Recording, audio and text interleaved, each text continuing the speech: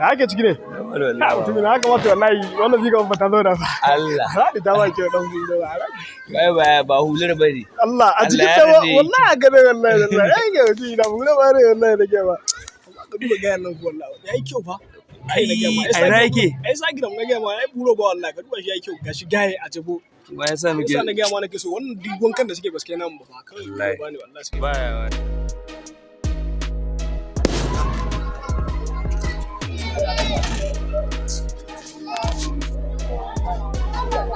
Kai, yau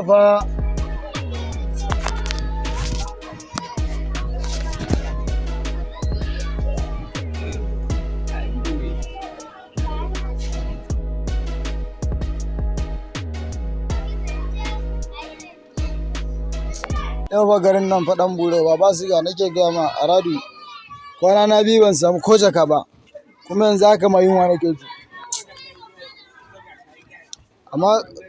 Amma ga can wasu abokanai na can barin je ko buro ba ne nake ga akwai iya wuya dai ba wanda na san jikina ba ko ne buro ba labu wancan ya kaman Jafaru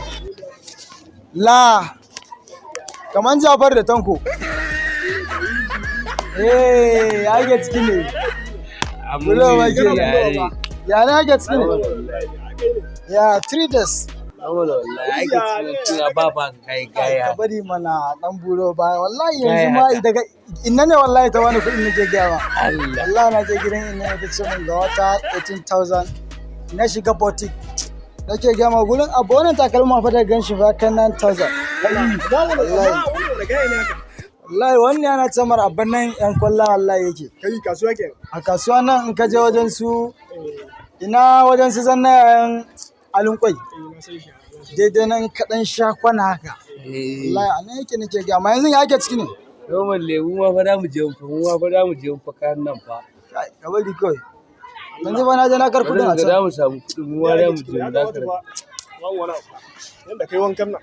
ka bari kawai Allah shiru ne kenan. zan baka labari zauna Buro ba ne kenan. wallahi nake gaya ma dan buƙa masa Budan ita can mana tuku. Budan ita can mana.